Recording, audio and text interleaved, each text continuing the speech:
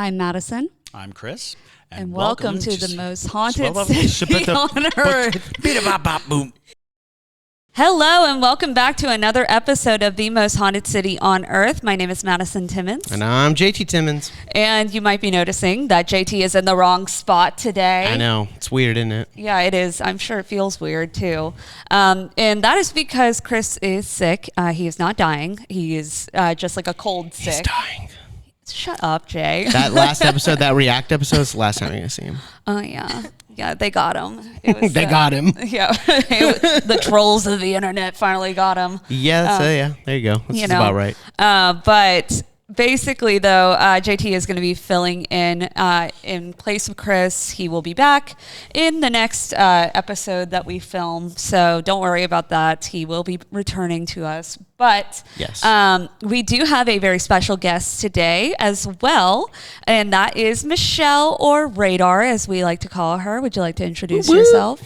Well, as you said, my name is Michelle, but in Tourland, I go by Radar. I actually got that nickname from the military. No, my mom did not name me that. But yeah, out in Tourland, I go by Radar. And that's just because I have clairsentience, have a little bubble, can tell when things are around me. When I was in the military, I could stand on a flight line and do this and tell you what was flying over without looking. So little party tricks because of it. There you go. That's pretty cool. That is pretty cool. Yeah, we've been wanting to have Radar on the show for a while, and I'm actually kind of sad that Chris isn't here because I feel like he would have really enjoyed this conversation that I know we're going to have. But Radar... But we were talking about having her back for a Parajunkie exclusive with Chris. Yes, exactly. Yeah. And that's actually a good point to bring up. For Parajunkies, we do a lot of different exclusive content. Like we do bonus episodes with guests. We... work on like different, paranormal ghost hunting sort of equipment things. We go and do mobile podcasts. We take them along for the ride, essentially. They have access to the series? They have access to our series where we do like deep dives into the most haunted locations of Savannah. Yep, we just released episode 1, which was on the Sorrel Weed House. Mm-hmm.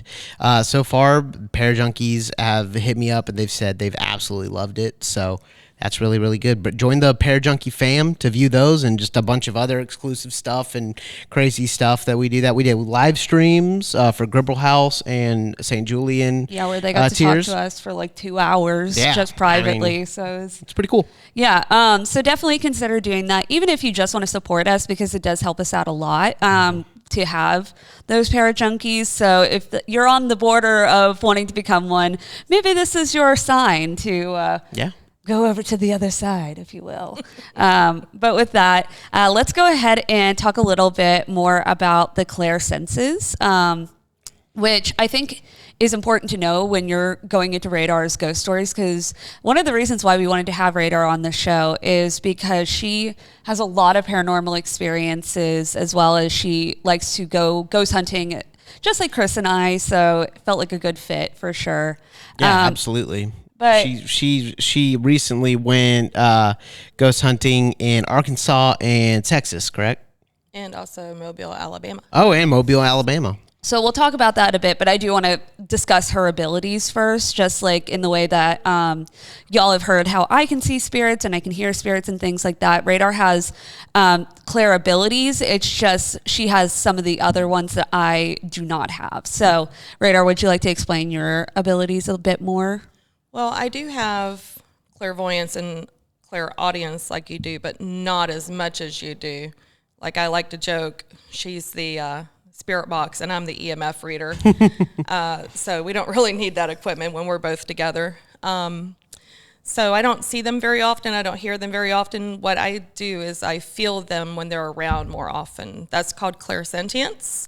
That's where you feel energy, but not just dead energy, not the electromagnetic energy. You feel people energy, pets and trees, and everything has an energy. It's kind of like a fingerprint. Every energy is different. So that's how I can tell your energy from JT's energy. Oh. So it's I know it sounds weird, but it's just I feel the energy and from the world. I also have clear empathy, so I feel feelings as well. So I feel energy, feel feelings, and I also have dreams that come true, which is claircognizance, which I don't think that one's heard very often. No, that's a bit of a more rare one for sure. And I mean, it does appear sometimes with different people in various ways. It's not always prophetic dreams or things like that.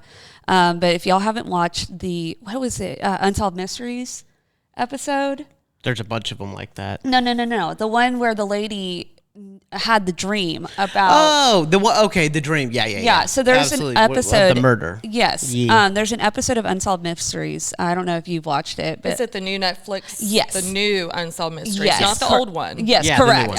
Yeah, it's a new episode in this latest season that they just put out. But it's basically this woman. She moves into an apartment where a woman had been murdered, and her murder was never solved.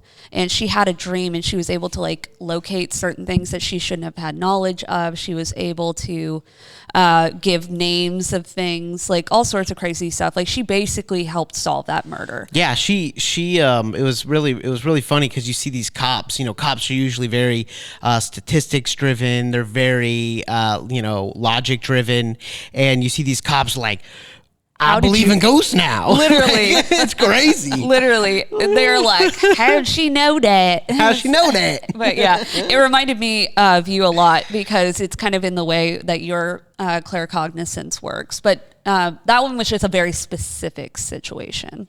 Yeah, my dreams that come true are a little tiny bit different. I have never helped solve a crime, but I do see things that eventually happen, whether it's a day later, months later, years later. For example, when I was 2, I started having this dream. It was like a couple times a week. It was recurring. And I kept having this dream about this really beautiful staircase, had this red runner going up, this really beautiful staircase. And I felt like I lived there. And I kept having the dream, and eventually, it got to where I had it so much, I was just like, I started, complacency, I started ignoring it. And then I joined the Army, came here to Savannah, and when I got out of the military, I eventually became a tour guide downtown. And when you become a tour guide, you have to go to the different restaurants and different museums and things. So if you ask, where's the best shrimp and grits? I know where to send you. So I went to the Andrew Lowe House. That's one of the historical homes downtown. It was built in 1846 for Andrew Lowe. He is a merchant here in Savannah. And when you go to the Andrew Lowe House, you actually come in from the back, so you don't see their staircase when you first go in. And then you get, with the tour, they take you into the dining room, into the gentleman's parlor where they smoke and drink, and then across to the big parlor. Well, I don't like to be in the middle of a group, so I was in the back of the group, and as we were crossing the hallway into the big parlor, I don't know how long I stood there for, but the tour guide came back, and she was like, "Hey, are you okay?" And I was like, "No, I'm just staring at the staircase I've been dreaming about since I was 2. And she was like, "I'm going to let you have that and join us when you're ready." And she left me in the hallway to stare at the staircase. So, and the dream stopped after that. That's such a good story. Seriously. Yeah. That is such a good story. You've never heard that one? No. Wow. Well, Radar and I spend a lot of time together. I was about to say, y'all spend way more time together than I spend with Radar, even though Radar's my homie. But. Well, now I know. Now I want to know why I was dreaming it. Who was I that I have seen that staircase? And I have a lot of people ask me, well, did you come here when you were little and maybe just not remember it? And I've asked my parents, and we have never been to Georgia. Oh, wow. To even come here. So we have never been to Savannah. So I know that's not it. Yeah. Goodness gracious. That's wild. Well, and it's interesting, the part of the dream that makes it feel more substantial is the fact that you felt that you lived there at some point. And I mean, there's a number of different things that, or people you could have been in some form, you could have even been the corgis that they had, it's totally like if you believe in that sort of reincarnation sort of deal, because there's no boundaries of what you can and cannot come back as. So a lot of times when people look into past lives, they look into certain key factors of how tall were you, like did you have any other memories associated with that, things like that, because, people love when they go into stories about past lives, they're like, I was the Queen of England, or I was blah, blah, blah, blah, blah. And I'm like, that's really rare, to come back as from someone who was a like super famous figure. But that's not to say that you weren't an employee of the Lowe family. You weren't, because Andrew Lowe didn't live in the house much at all after his first wife died. So there's a number of different people who could have. Well, in the dream, it was a child. Okay. And when I say a child, it felt like somewhere like 5-6 years old. And to feel that when you're only like 2, Sure. that you're older and a little taller, it's kind of weird at that time when you're little. So I didn't really know what it was. But then when it kept happening, it became like I remembered more details each time the dream happened because it was the same exact thing every time. Like a residual haunting. It was like Sure. a loop in my mind of I've been here. That's very interesting. I would love to see you do like a past life regression like session or something and see if that more information comes out of it now that you've actually been there and like experienced it. I would love to see that. I don't do past life regressions. I'm not qualified to do that, but Yeah. like I would be interested to see what you found out of that. I do want to do that, so you can Yeah. definitely come along. Yes. So, Radar, you recently stayed in a room with a ton of creepy dolls. I've seen the photos. The photos are pretty cool. Tell us a little bit about that. Cool and creepy, right? Yeah. Yes. So in August, my son and I, we went to take a trip so we could go home, visit family, but we also wanted to make it a haunting tour, like to see different haunted places, hit as many as we could on the way. So Jefferson, Texas was one of the last stops on the trip, and I ended up splurging with that hotel. I like to splurge on one thing on vacations, and that was the one thing because most of the rooms at the historic Jefferson have a queen-size bed, and of course, I don't think my 15-year-old is going to want to sleep with mom in the same bed. So, of course, I was like, okay, I'm going to get 2 separate rooms. You can have your own. I'll have mine. Which one do you want? Because I'm going back and forth between the doll room, which definitely is happening, and there's another room that has a secret passage. He's like, well, you can have the secret passage. I want the doll room. And the whole time I'm in my head going, yeah, that'll change. And then, so the whole trip, he's like, oh, I can't wait. And with the secret passage room, that room is cool too, because when you walk in, there's a lever on the floor lifts up, and there's a tunnel that goes down under the room. What? Not going to tell you where it goes, so y'all could go stay there in the secret passage room. But This is crazy. The doll room is filled with over 120 dolls. They're literally hanging from the ceiling, from the furniture. Some are even under the bed. I accidentally kicked one in the head because I didn't know it was there. I was putting my suitcase on the bed and accidentally kicked it. I was like, I am so sorry. But so the whole trip, though, my son's going, I'm staying in the doll room. Ha ha. He's so excited. And we actually get there, and of course, that's the first place we're going to go. And the thing with the Jefferson is when you get there, every door is open to all the rooms. It has a little thing across the door as a security thing, so you can't go in. But as a guest, you can look in the different rooms that you're not staying in. So it's cool. So you can kind of lean in and look. That's very and, cool. See each room. Because there's even a clown room for those that don't like clowns. Oh, Chris needs to stay there.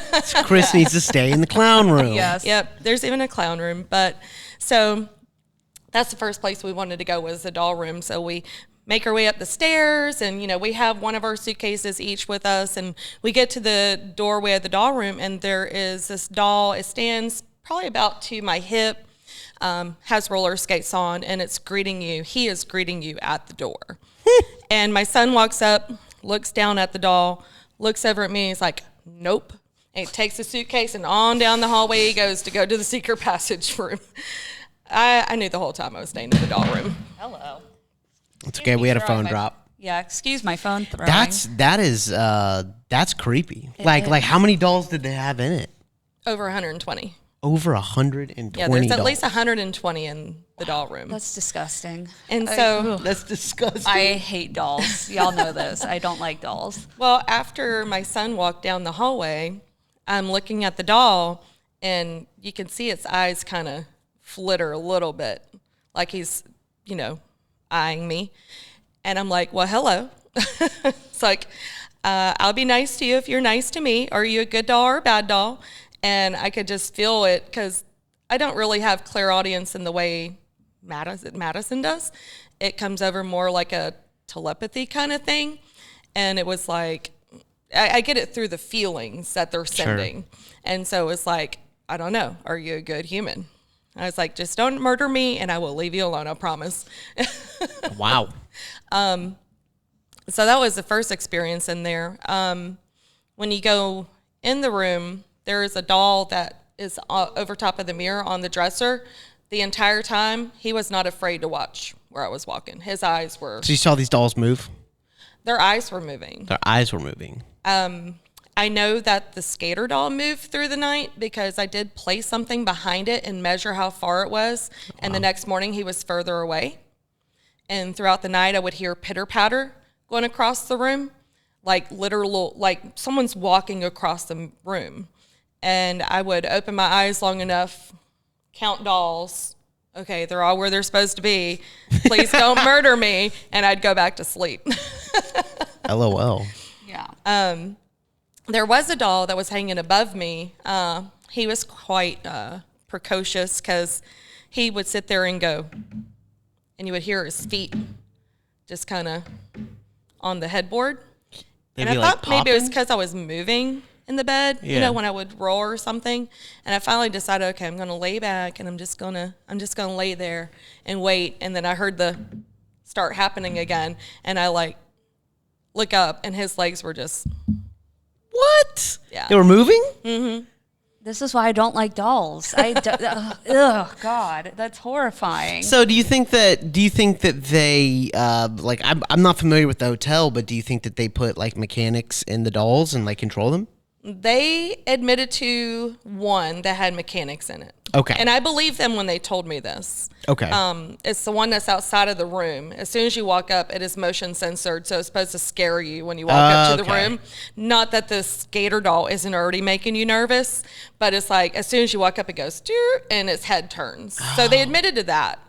But there's several videos that you can find. There's one where this investigation team goes in and they set up cameras, and there's a doll in the room that is leaning against the bed with her face towards the corner of the bed. She's on the floor in between the bathroom and the bed, so she's leaning against the wall.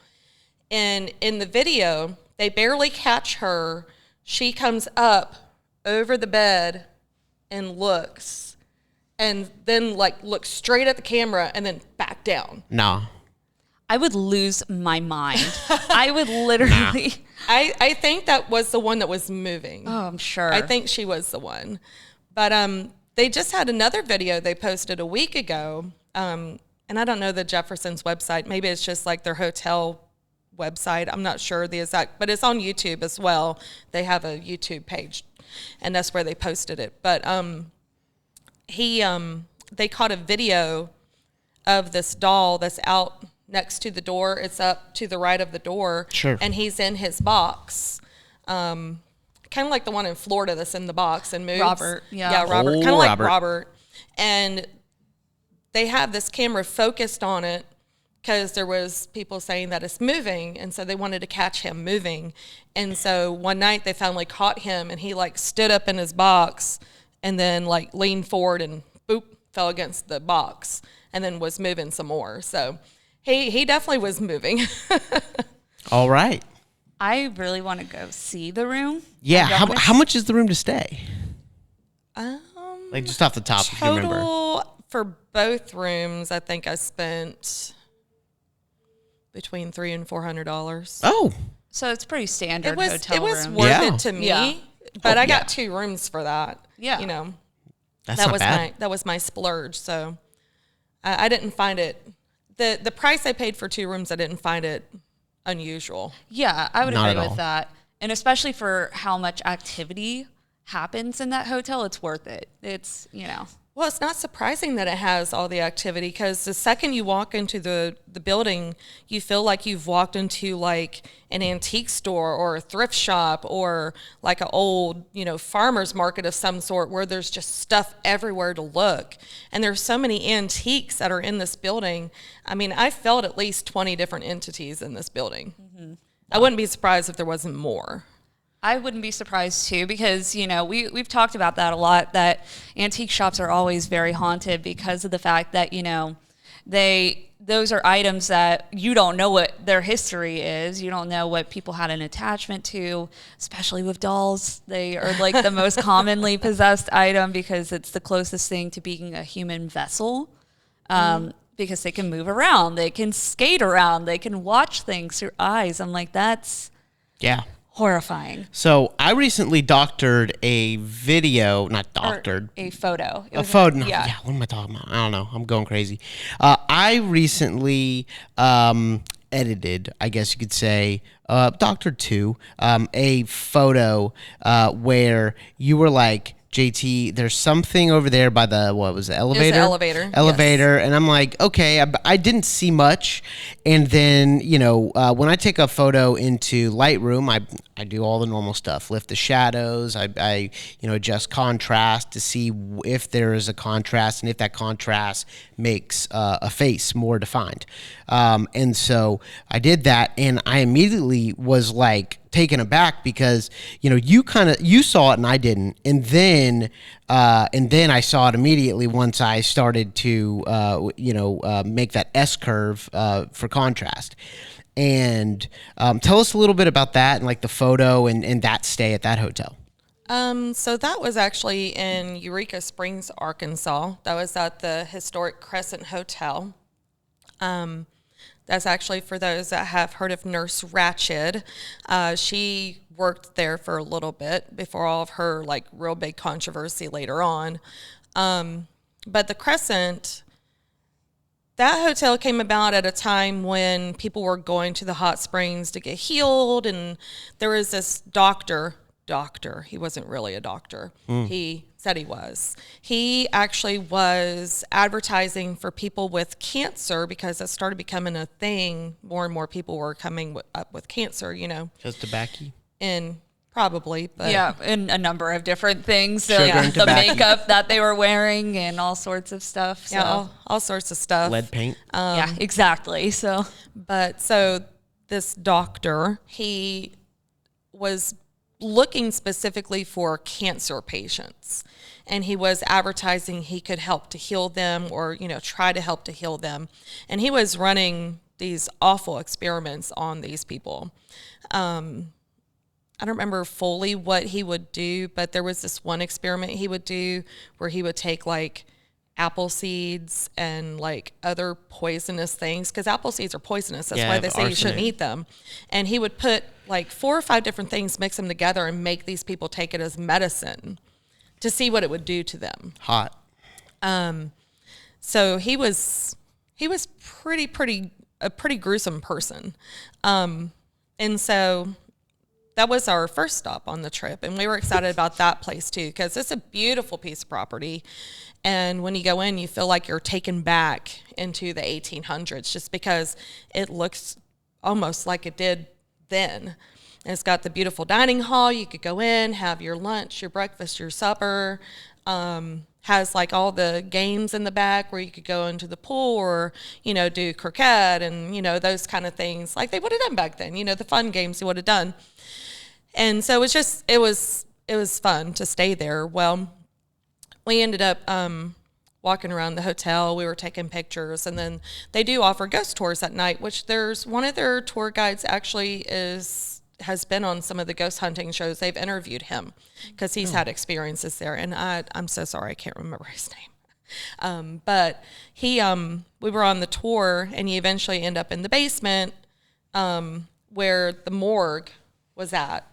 And that's actually where a lot of the activity happens. And like my EMF reader was going off, and I was not near anything electrical at all, because I was even moving around, like putting it next to the electrical, and it wasn't making it go off. But as soon as I'd go back to the spot where a lot of the EMFs go off, it was back up to red. And so I had taken that picture earlier in the day, and he actually was asking if anybody had caught any pictures, because a lot of people do catch pictures and don't know it. And I showed him the picture. I put it to where it was big enough for him to see the face. Sure. And where we were standing just happened to be like, I'm standing like this, showing him my phone, and on the wall is a picture of the doctor. And I'm sitting there looking. I was like, oh, that's actually the doctor's face. And he's like, that is. And I was like holding it next to the picture, and we were like, oh my gosh, that is him. Wow. But then when you doctored the picture, I saw something else behind him. It looked like a devil or a wolf of some sort. Yeah. That's what I did. So when Radar and I kind of had a long conversation about this, where I definitely see the doctor, I definitely see the face and all of that. I don't see a wolf. Like I don't see. I to this very moment, Radar. I'm sorry, I just don't see the wolf. So I kind of see where it's coming from, but it almost feels like it's like a costume, because think about like in the Victorian era, they wore the costumes they wore for Halloween and things like that were so frightening looking. Well, I thought maybe a couple things that I was thinking was that because it's looming over him, maybe it's the devil because he was so evil, or maybe, maybe it's representing he's a wolf in sheep's clothing, because that's basically what he was. Yeah. And so you see the snout and the ears. I just see it looming over him, like it's engulfing him. And that's why he's evil, is the spirit has him engulfed. Maybe you see that because of your sensitivity, but, because Madison saw it too, though. Yeah, I saw it too. So you saw it? Yeah. Oh, okay. Yeah. She's not the only one. There's other, but that makes sense. So it's only been people who have been sensitive that have kind of honed in on that too. Yeah. Yeah, because I'm about sensitive to sleep foot, so I'm sorry. Hold on.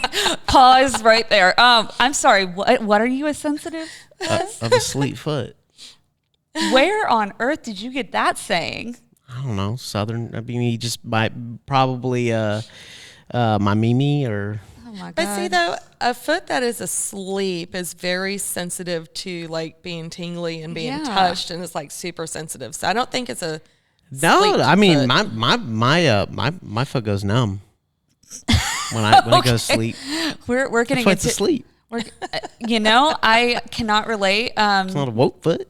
Oh my God. Good Lord. Our listeners are literally going to hear that one and they're going to run with that. Like we say things sometimes and I'm like, oh, they're going to live for that one. They're like, I'm as sensitive as a sleep foot. And I'm like, oh no. Oh God. I hate that word too. That's just like sleep foot. Yeah. That's a gross sounding thing. Like the majority of Southern sayings have Is it like Bigfoot when he fell asleep? He's now no, asleep foot? he's saying the short version of my foot's asleep. Yeah. Sleep foot. Yeah. Yeah. Okay. Well, we can I think I only get it because I'm feeling it from you, what you're thinking that it is. Yeah. There you go. I think you're the only one that's ever said that. No, me and my Mimi. Okay. Well, I won't argue with that, but we'll reconvene on that at another time. So anyway, we did my DNA. We did my DNA test results, and I'm like 70% from Mississippi. Like 7. So I definitely got it from one of them. Maybe it was passed down in my blood. Yeah. Just sayings like that. Because I'm always like, bulls a tick in a blood bank, this, that, and the other. So hold on. We're really going into JT's psychology right now because I've never heard that. I've never heard that term either, but I understand what he's trying to say. You immediately got it. Exactly. That's why it's a term. But what I'm saying, though, is like in your logic here, you're thinking that your ancestors, out of everything that they learned and went through in their lives, they're like, we're not going to give him that, because that is a study actually that was done, that you can get how generational trauma is transported between family members is because it affects your DNA. And so I'm like, so they were like, we're not going to give him the knowledge of how to do that, but you know what we are going to give him is Sleepfoot. That's going to come out of his subconscious one day and break his wife's brain. I promise he's probably the only one to use Sleepfoot I promise your You really ancestors think? have used "Bless Your Heart" a little bit more. Bless your heart, absolutely. Okay, but I got that one. that's logical, though. That is logic. But, okay. Anyways, let's get back to radar. So, Sorry, that literally that itched my brain in a very weird way. Yes. So it's, I tend to do that. It's That's totally why she funny. married me. yes, JT-isms. JTism. JTisms. Yep. So you, so it was 3 hotels, right? Yes. It was 3 different hotels, and was the third haunted? Well, that particular picture, because I didn't finish that part. Oh, that okay. particular picture was on the floor our room was on. Okay. And I have always heard people say take pictures with reflective surfaces like mirrors and stuff. I was like, well, this is a reflective surface. And so I took my picture with the elevator. And so it's the elevator on the 3rd floor is what we were on. Oh. But the 3rd hotel, there really was only like two spirits I was feeling there. There really wasn't a lot of activity. And that was the Malaga Hotel in Mobile, Alabama. We stayed there because it was just kind of convenient. It's a haunted place to stay, and it's almost home. So that was like the last place we stayed. And we were going to leave the next afternoon, but at 4 o'clock in the morning, my son, I think he has abilities, but I don't know if he knows he does. Sure. If that makes sense. Yeah. And like he kind of feels things when I'm talking about it, but it's not like how I feel them, which, that's normal at that age to still be trying to figure those things out. But at the Malaga, he actually said that one of them was bothering him. I was asleep and I got woken up. He was like, Mom, can we leave? He actually asked if we could leave. So we packed up. Wow. It's 4 a.m. We pack up and we leave. And the guy that had checked us in, he's like, is everything okay? And we're like, no, the ghosts are just bothering us. He's like, okay, that's a good reason to leave. Yeah.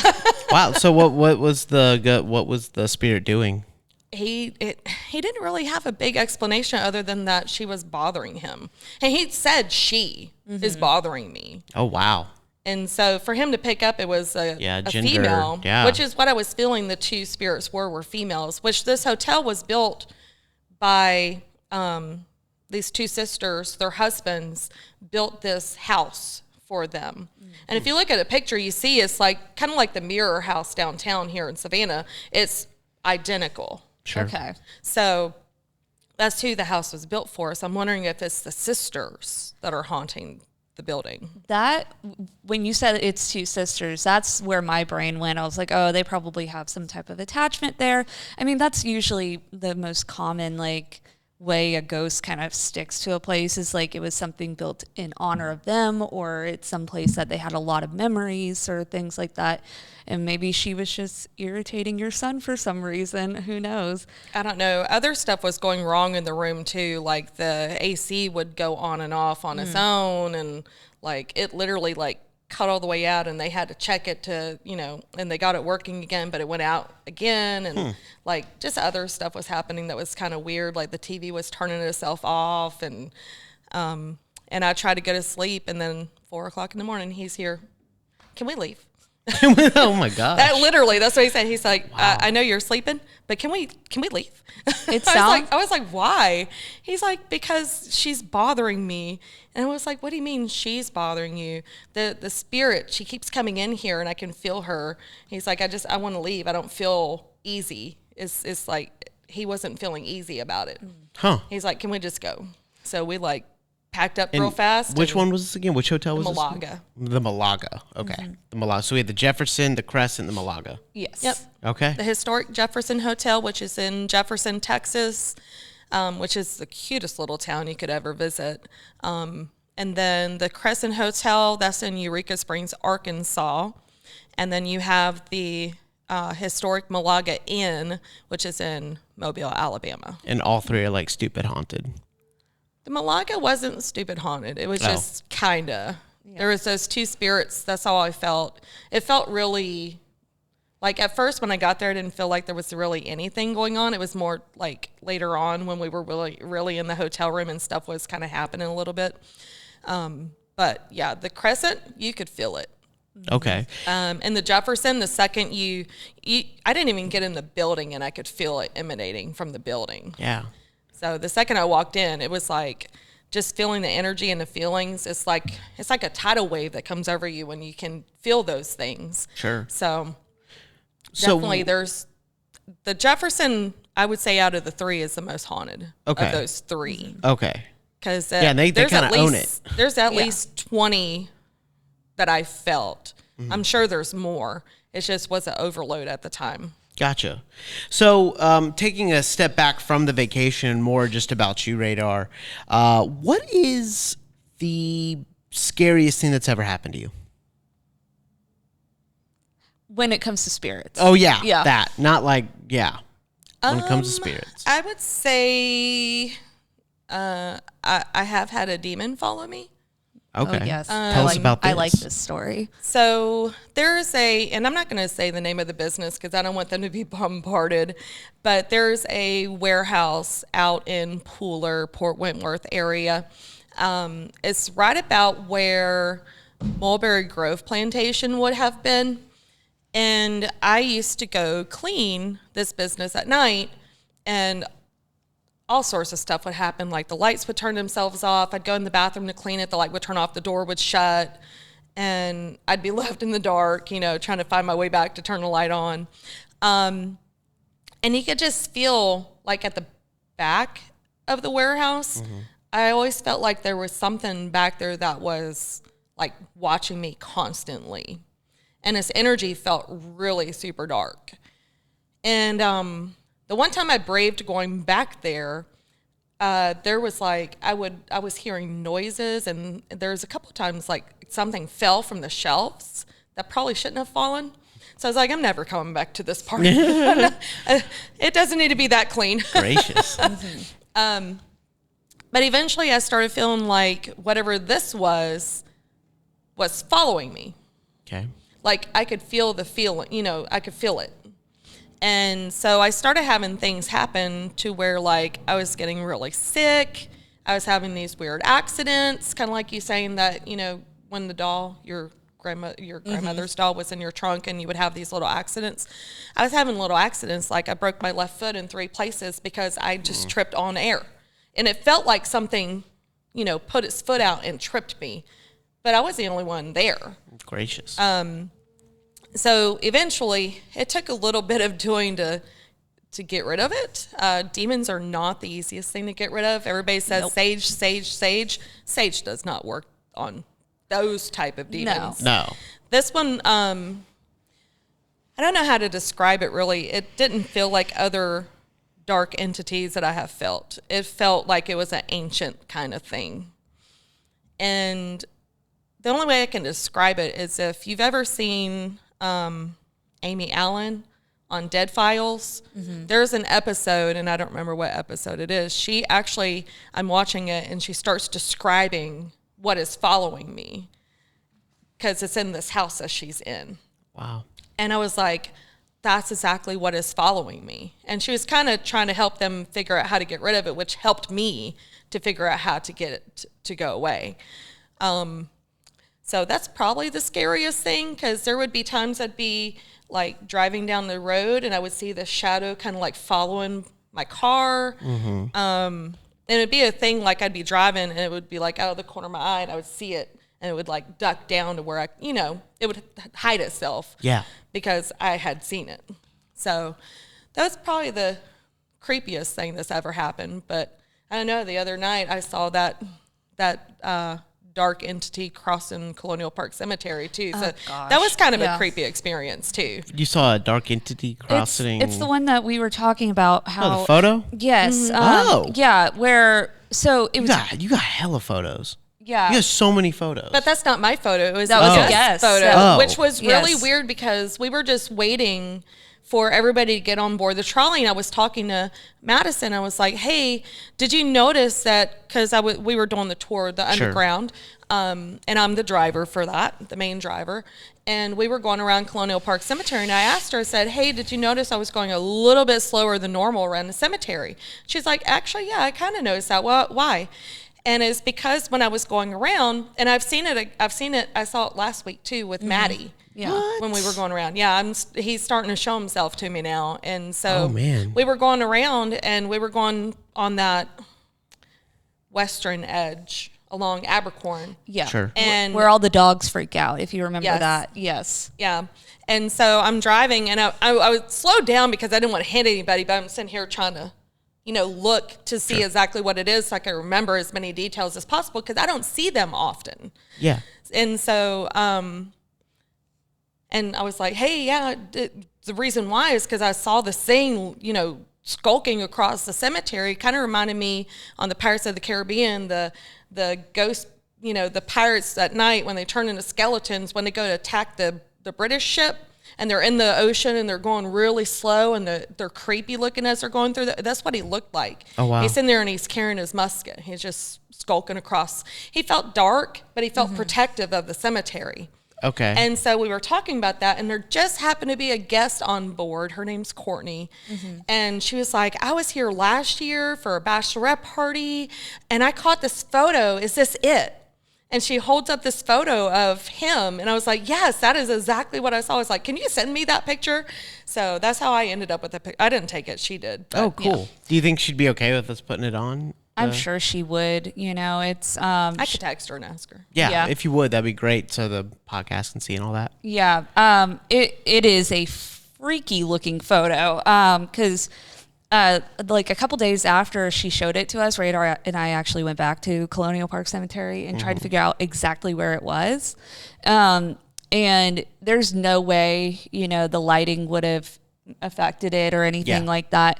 But it looks like a skeleton sort of figure. It looks like it doesn't have any meat on its legs. It looks like it is just this weird, like stick kind of man holding a musket. It is the most bizarre photo.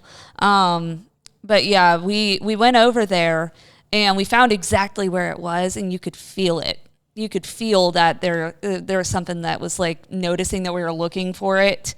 And so we found the spot and we pulled out. I had the ghost tube app the whole time because I just like to see if we pick up anything when we're, just walking around and stuff.